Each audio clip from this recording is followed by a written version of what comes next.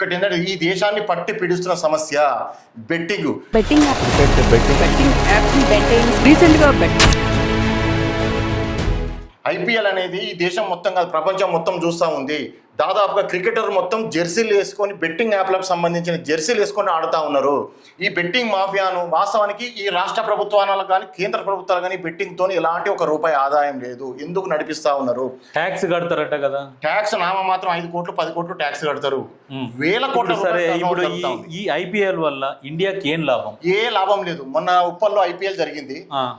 5 kilometre traffic jam అయితే అంబులెన్స్ల పరిస్థితి, పేషెంట్ల పరిస్థితి, ఇంటికి పోయే పరిస్థితి, చిన్నపిల్లలు నరక యాతన అనుభవించారు. లేనిది ఏకదాటిగా ఇన్ని సంవత్సరాల నుంచి ఎట్లా నడుపుతున్నారు? ఏం లాభం లేని వీళ్ళు ఖర్చు. ఐపీఎల్ 2008లో స్టార్ట్ అయింది. మరి ఎవరు పెట్టుకుంటారు దాని ఖర్చు? మరి ఇప్పుడు క్రికెట్ మ్యాచ్లు అవుతున్నాయి, ఈ స్టేడియంల మ్యాచ్లకు కానీ ఇప్పుడు వచ్చిన కొత్త క్రికెటర్లను కొంటారు వీళ్ళు. కొందరు క్రికెటర్లను కొందరు టీమ్స్ వాళ్ళు కొంటారు. ప్రైవేట్ వ్యక్తులే. ఈ ప్రైవేట్ వ్యక్తులే. ఇప్పుడు ఉప్పల్ స్టేడియం ఉంది ఎగ్జాంపుల్. ఉప్పల్ స్టేడియం గవర్నమెంట్దే కదా. కొంత ఫీజు ఇస్తారు దాని వల్ల. ఇప్పుడు కొంత ఫీజు ఇస్తున్నారు, దాని వల్ల ఎంత లాభం ఉంటది? ఎలాంటి ప్రభుత్వాలకు దీని వల్ల ఒక 1% కూడా లాభం లేదు ఇంట్లో జరిగే వ్యాపారంలో. నేను ఏం చెప్తున్నా, మెయిన్ వ్యాపారం ఏంది? మెయిన్ వ్యాపారం వీళ్ళ కాన్సెప్ట్ అంతా ఈ ఐపీఎల్ 2008 స్టార్ట్ అయింది, ఇప్పటి వరకు నడుస్తా ఉంది. ఐపీఎల్ లో బెట్టింగ్ దందా నడుస్తా ఉంది. 2008లో స్టార్ట్ అయింది బెట్టింగ్ యాప్స్. ఈ రోజు ఇంతకు ముందు చీకటి సామ్రాజ్యాన్ని నడిపించేది. ఇప్పుడు పబ్లిక్ గా వచ్చేసి ఏం చేశారంటే క్రికెటర్లకి జెర్సీలు వేసేసి వాళ్ళు అడ్వర్టైజ్మెంట్ చేసుకుంటా ఉన్నారు. ఐపీఎల్ నడిచేటప్పుడు వెనుక దాదాపుగా 10 సెకండ్లు 15 సెకండ్లు 20 సెకండ్లు కూడా బెట్టింగ్ యాప్లకు సంబంధించినవి వస్తూ ఉన్నాయి. క్రికెటర్లు ఉంటున్నారు, అందులో సినీ యాక్టర్స్ బాలీవుడ్ వాళ్ళు కూడా ఉంటా ఉన్నారు. మరి ప్రభుత్వాలు ఏం చేస్తారు? అసలు బెట్టింగ్ యాప్ అవసరం ఏమొచ్చింది ప్రభుత్వాలకు? ప్రపంచంలో అభివృద్ధి చెందుతున్న దేశాలలో సత్యనాశనం అవుతుంది భారత్ ఒకటి. నేను చిన్నప్పుడు చూసినప్పుడు చైనా వాళ్ళ రూపాయి మన రూపాయి సేమ్ ఉంటుండే. చైనా వాళ్ళ రూపాయి మన రూపాయి ఇంచుమించు దగ్గర ఒక 5 పైసలు ఒక దాంతో తేడా ఉంటుండే. ఇప్పుడు చైనా రూపాయికు మన రూపాయి ఎంత తేడా ఉంది చెప్పు? చాలా తేడా ఉంది. మన ఒక్క రూపాయి వాళ్ళు ఒక్క రూపాయి ఇస్తే మన 27 రూపాయలు అవుతుంది. అంటే వాళ్ళు ఎంత అభివృద్ధి చెందుతున్న జాబితాల నుంచి అభివృద్ధి చెందిన జాబితాలకు వెళ్ళిపోయి వాళ్ళు. మనం ఇంకా అభివృద్ధి చెందుతున్న దేశంగానే ఉన్నది. చైనాలో ఇటువంటి బెట్టింగ్స్ ఉండవు. ఏ స్టేడియంలో కానీ 24 అవర్స్ ఉంటాయి, ఎలాంటి ఫీజు ఉండదు. ఏ క్రీడాకారులను పోయి ఆడుకోవచ్చు, నేర్చుకోవచ్చు. ఇంకొక విషయం చెప్పన్నా, ఎప్పుడు కానీ ఒలింపిక్ జరిగినప్పుడు వాటికి 20 నుంచి 30 పథకాలు వస్తే మనకు 1-2 వస్తే సంకలు గుద్దుకుంటా ఉంటాం. 1-2 వచ్చినందుకే. ఒకటి ఏంటంటే నేను చెప్తున్నా సజ్జన్, వాస్తవానికి అసలు నాకు విచిత్రం అనిపిస్తా ఉన్నది. దాదాపు నెల రోజులు మన పేరు ఇప్పుడు ఐపీఎల్ పెడుతున్నప్పుడు మరి యువతను కూడా ఎంకరేజ్ చేయాలి కదా క్రికెట్ వైపు. నీకు ఒకటి చెప్పాను, ఐపీఎల్ వల్ల బెట్టింగ్ నడుస్తా ఉన్నది, బార్లు పబ్బులు నడుస్తా ఉన్నాయి తప్ప ఇంత దరిద్రమైన ఇదేనా అభివృద్ధి? అంటే 140 కోట్ల పాపులేషన్ ఉన్న ఈ దేశంలో అసలు వాస్తవానికి నాకు విచిత్రం అనిపిస్తుంది సజ్జన్. బెట్టింగ్ యాడ్స్ వస్తా ఉన్నాయి. బెట్టింగ్ అంటే ఒకప్పుడు ఒక మాఫియా ఉంటుండే, చాలా. మరి ఇప్పుడు ఏం చేయాలి? పోలీస్ వాళ్ళకి తెలియకుండా, పోలీస్ నిఘా సంస్థలకు తెలియకుండా బెట్టింగ్ యాప్స్ చాలా వెరీ సీక్రెట్ గా నడుస్తూ ఉంటే మనం పోలీసులు ఎస్ఓటీ వాళ్ళు పట్టుకున్నారు, పోలీసులు పట్టుకున్నారని ఆ ల్యాప్టాప్ లను ఇవో సీజ్ చేసినప్పుడు మన పేపర్లో చూసేది. అది క్రికెట్ మ్యాచ్ అయిపోయిన తర్వాత తెల్లారి మరుసటి రోజు అసలు బెట్టింగ్ వాళ్ళు యాడ్ చేస్తా ఉన్నారు. అసలు మరి ఇప్పుడు ఏం చేయాలి కేంద్ర ప్రభుత్వం? అసలు వాస్తవానికి నాకు తెలిసిన విషయం ఏంటంటే అసలు బెట్టింగ్ వాళ్ళు ఐపీఎల్ నడిపిస్తా ఉన్నారు. ఇందులోనట ఫస్ట్ టాస్ వేసినప్పుడు బెట్టింగ్ ఉంటుందట. బాల్ ఉంటుందట. నెక్స్ట్ బాల్ ఈ ఓవర్కు ఎన్ని రన్లు వస్తాయి, ఎవరు అవుట్ అవుతారని కూడా బెట్టింగ్ ఉంటుందట. ఇప్పుడు రాజు దలుచుకుంటే దెబ్బలో కొదవన అన్నట్టు అక్కడ కూర్చున్న బూకి నువ్వు అవుట్ కావాలంటే అవుట్ అయినా. మరి దీన్ని మ్యాచ్ అని ఎందుకంటారు? దీని మీద యువత కూడా ఎందుకు అట్లా అడిక్ట్ అవుతుంది? అడిక్ట్ చేసినారు వీళ్ళు. మరి ఇప్పుడు ఏం చేయాలి ప్రభుత్వం? వాస్తవానికి ఒకటే, అసలు ఇటువంటి బ్యాన్ చేయాలి. ఇప్పుడు కొన్ని ప్రభుత్వాలు ఏం చేస్తున్నాయంటే స్కిల్స్ అని పెడుతున్నాయి. స్కిల్స్ నేర్పించేసి వాళ్ళకి ఏంటంటే ఉపాధి కల్పిస్తారు. అంటే ఇప్పుడు నీకు ఏదైనా సబ్జెక్ట్ మీద నీకు అవగాహన కొన్ని ఇంట్రెస్ట్ ఉన్నాయి, వాటికి సంబంధించిన కోర్సు నేర్పించి వీళ్ళని వదిలేస్తే వీళ్ళు పోయి జాబ్ ఎక్కడైనా చేసుకుంటారు. మరి వీళ్ళు ఐపీఎల్ మీద క్రికెట్ మీద ఎంతో కొంత పెట్టే బదులు ఈ పోరగాళ్లకు యువతకు ఇట్లాంటివి కొన్ని ఇన్స్టిట్యూట్లు ఓపెన్ చేసి ఫ్రీగా ట్రైనింగ్ ఇప్పిస్తే. ఇంకొక విషయం నేను కూడా చెప్పదలుచుకున్నా, ఇది సాయంత్రం 6 గంటలకు ఏదో స్టార్ట్ అయ్యి రాత్రి 11 గంటలకు అయిపోతా ఉంటుంది. సాయంత్రం 6 గంటల కంటే వీడు 3 గంటలకే పోవాలి. 3 గంటల నుంచి సాయంత్రం రాత్రి 10 గంటల దాకా 11-12 గంటల దాకా సమయాన్ని వృధా చేసుకుని కొన్ని లక్షల మంది చూసే కొన్ని కోట్ల మంది. అంటే అసలు నీకు ఒకటి చెప్పన్నా, మన ఇండియాలో బాగా ప్రాచుర్యం ఉంది. ఇండియా, ఆస్ట్రేలియా, అమెరికా లాంటి దేశాలలో అసలు క్రికెట్ చూసే వాళ్ళు తక్కువ, ఆడే వాళ్ళు తక్కువ. వాళ్ళు ఎందుకంటే టైం వేస్ట్ క్రికెట్ అంట. వాస్తవం. మరి అది టైం వేస్ట్ క్రికెట్ వాళ్ళు ఎంకరేజ్ చేయరు. మన దగ్గర ఏంటంటే కూర్చున్న దగ్గరికి రావాలి, కూర్చున్న కానీ ఎంజాయ్మెంట్ కావాలి. కానక నెయ్యే బులతో ఎల్లికి బులావ్ అంటారట, మన దగ్గర అట్లా ఉంటుంది. ఇట్లాంటి డెవలప్మెంట్ స్కిల్స్కి సంబంధించిన ఇన్స్టిట్యూట్లు పెట్టి యువతని అందులోకి జాయిన్ చేసి వాళ్ళకి ఏదో స్కిల్స్ నేర్పించి బయటికి పంపించి, ఇప్పుడు కేంద్ర ప్రభుత్వం ఏవో మాటలు మాట్లాడుతున్నారు కదా, మరి ఇట్లాంటివి ఏర్పాటు చేస్తే బాగుంటుంది కదా. ఒక్క విషయం సజ్జన్, ఇది ఈ స్కిల్స్ ఏర్పాటు చేస్తే బాగుంటుంది కదా. స్కిల్స్ ఏర్పాటు చేయాలా, ఎవరైతే నిరుద్యోగులకు ఉన్నారో వాళ్ళకు ఉద్యోగ అవకాశాలు కల్పించాలా, స్కిల్ డెవలప్మెంట్ అంటారు, స్కిల్ డెవలప్మెంట్ ప్రోగ్రామ్స్ అంటారు. ప్రభుత్వం, రాష్ట్ర ప్రభుత్వాలు చేయాలి, కేంద్ర ప్రభుత్వాలు చేయాలి. ఇందులో ఎవరికి నైపుణ్యం ఉన్నదో వారికి బ్యాంకు ద్వారా లోన్స్ ఇచ్చేసి, అయితే ఒకటి ఏంటంటే సజ్జన్, కొంత లోన్స్ ఇచ్చేసి వాళ్ళు ఏదైనా చిన్న కంపెనీ కావచ్చు, ఒక చిన్న కుటీర పరిశ్రమ లాంటిది పెట్టుకుంటే అందులో ఇంకో 10 మందికి ఉద్యోగాలు వస్తాయి. అవును, మరి అది ఎందుకు చేస్తలేరు ఈ యువతను? వాస్తవానికి ఈ యువతనే మనకు దేశానికి వీళ్ళు ఏం చేస్తున్నారంటే, అవును, క్రికెట్ని ఆడురు చూడురి, దాంట్లో మీకున్న ప్లేయర్ మీకు చెప్తాడు ఏదో బెట్టింగ్ యాప్ గురించి, ఆయన వేసుకున్న టీషర్ట్ ఆడుర్రి, మీ దగ్గర ఉన్న పైసలు అన్ని పోగొట్టుకోరి, అవి వాళ్ళు బెట్టింగ్ యాప్ లో తీసుకొని ప్రభుత్వానికి వేరే దగ్గర నుంచి 2 టీంలు ఆడుతుంటాయి కదా, అందులో ఇప్పుడు 2 మేజర్ గా వస్తా ఉన్నాయి. మై లెవెన్ సర్కిల్ ఒకటి జెర్సీ ఓడి వేసుకుంటాడు, ఒక టీం ఓడి వేసుకుంటాడు, ఇంకొక టీం వచ్చేసి మై డ్రీమ్ అట. వాళ్ళు 2 యాప్లు ప్రమోట్ చేసేసి క్రికెటర్లు, ఇంకోటి ఏంటంటే బాలీవుడ్ యాక్టర్స్ కూడా ఉన్నారు. అయితే చిన్న ఇప్పుడు వాస్తవానికి ఒక 2 నెలల నుంచి మన తెలుగు రాష్ట్రాలలో ఈ సోషల్ ఇన్ఫ్లుయెన్సర్స్ ప్రమోట్ చేస్తే వాళ్ళందరినీ కేసులు పెడతా అంటే నిజంగా భయపడ్డారు తెలుసా.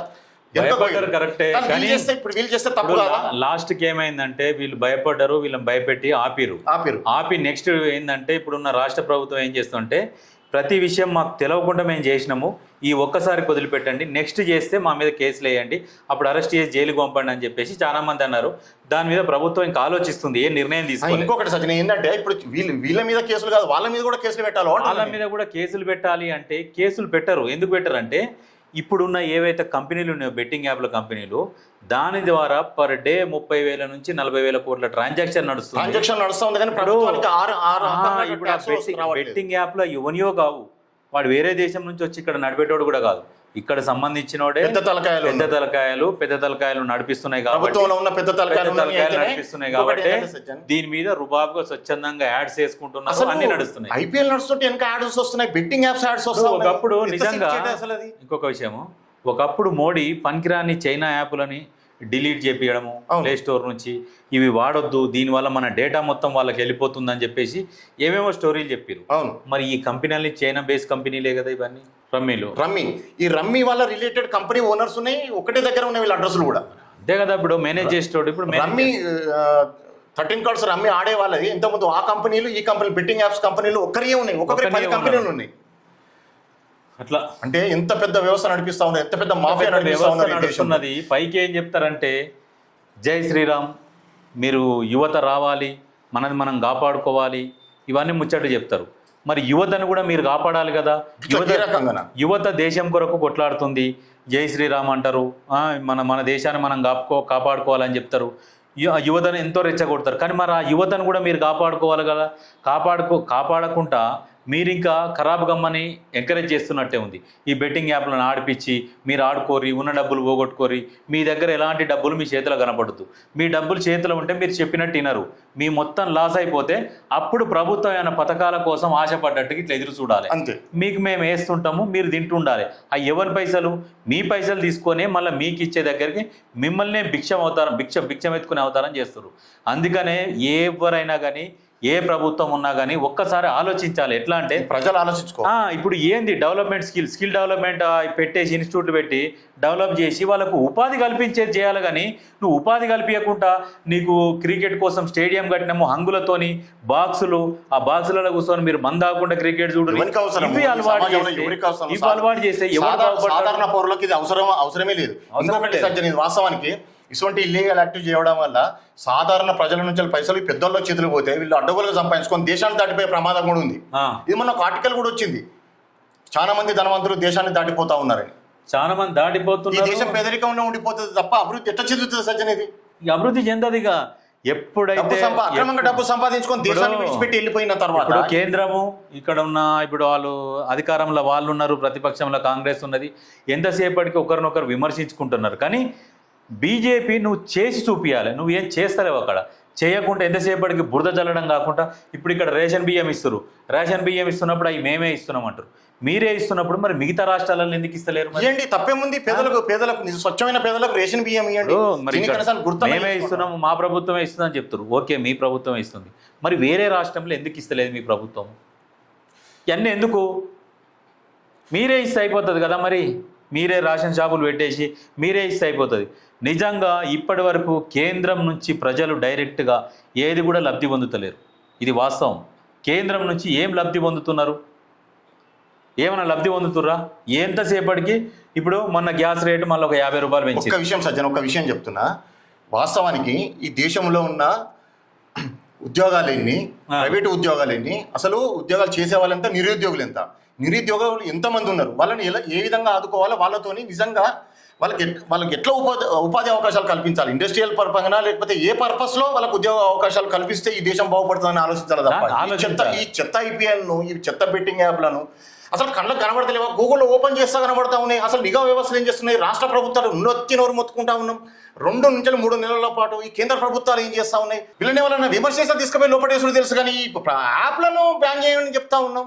ఈ దిక్కుమాలిన యాప్లను నడిపిస్తూ ఉంటారు. వాస్తవానికి ఒక సాధారణ పౌరునికి దేశం మీద ఎప్పుడు ప్రేమ వస్తుందంటే, అతనికి ఉండడానికి ఇల్లు, తినడానికి భోజనము, కట్టడానికి బట్ట, అతని కుటుంబం బాగున్నప్పుడే దేశం మీద ప్రేమ వస్తుంది.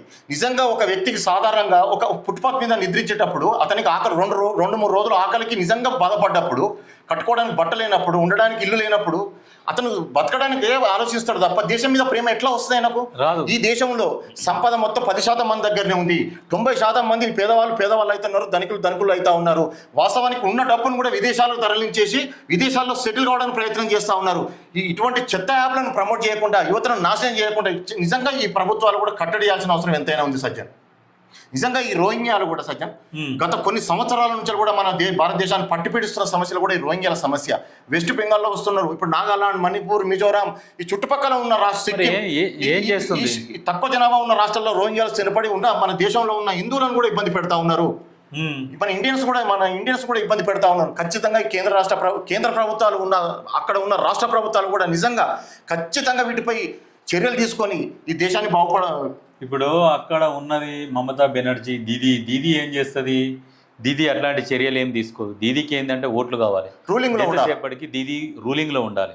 మరి ఇప్పుడు బీజేపీ గప్పాలు కొడుతుంది కదా, మేము కష్టపడతాం, దేశం కోసం ప్రాణాలు ఇస్తామంటారు. మరి అక్కడ నుంచి రోహింగాలు, బర్మా నుంచి అందరు ఎంత వలస వచ్చి అక్కడ ఇండియన్స్ మీదనే పెత్తనం చెలాయిస్తున్నారు. మరి దాని గురించి కూడా హైదరాబాద్లో కూడా చాలా రోహింగ్యాస్ ఉన్నారు. బెంగళూరు దాకా విస్తరించారట. దక్షిణ భారతదేశంలో కూడా విస్తరిస్తూ ఉన్నారు మొత్తం.